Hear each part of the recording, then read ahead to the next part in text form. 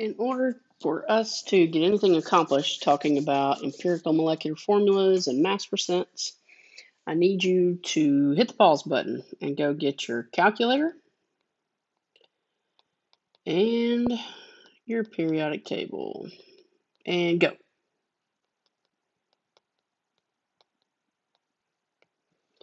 All right, we're back.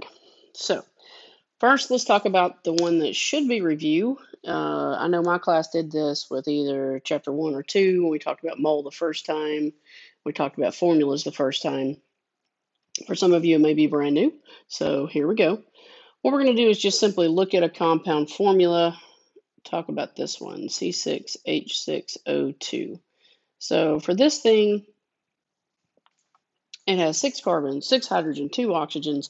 What we want to be able to do is figure out the mass percent of each one of those. So mass percent carbon, it's percent based on grams is what we want to do. So hydrogen and mass percent oxygen. So for each one of those, you're simply going to do part over whole times 100, like you have done every single percentage you've ever done. So you need the mass of the carbon divided by the mass of the whole compound. CMPD is abbreviation for compound. You're going to take that and multiply times 100, and that will give you the percent of carbon in the compound. You'll do exactly the same thing for hydrogen and oxygen. So let's jump in and actually do that math. So if you add up the molar mass for this compound, you'll do 6 carbons, 6 hydrogens, 2 oxygens, and add it up. You should get 110.12 grams per mole of that compound.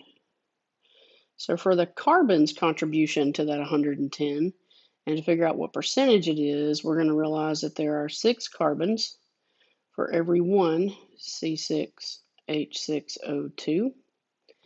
So we're going to do 6 times 12.01 grams of carbon.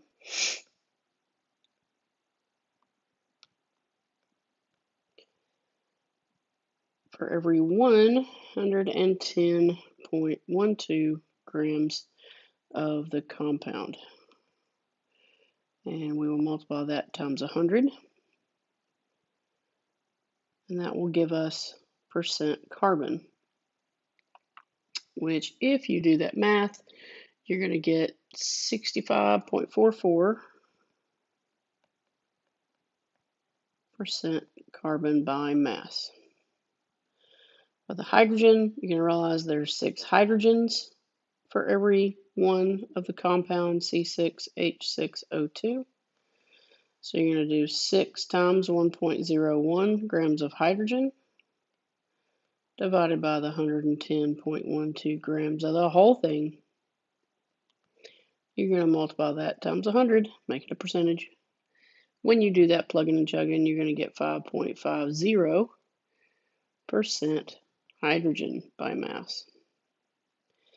And then lastly, we have 2 oxygens for every one of the whole thing. So that's 2 times 16.00 divided by 110.12 of the whole thing. Multiply that times 100. And you will get, should be 100% minus the 65.44 minus the 5.50. But if you do this math that we just laid out, you should also get the same number of 29.06. Now, depending on how we round each of these, they may not add to exactly 100%, but it should be darn close if you did it right. All right, so that would be the easier type of problem. On your test, you're not usually asked to find all of the percentages. It would just simply say what's percent hydrogen in this compound, what's percent oxygen in this compound. Just make sure you understand how to do each of them and what they mean. That the whole thing is 110. It's some carbon, some hydrogens, and some oxygens, and to get the mass percent of each, it's just part over whole times 100.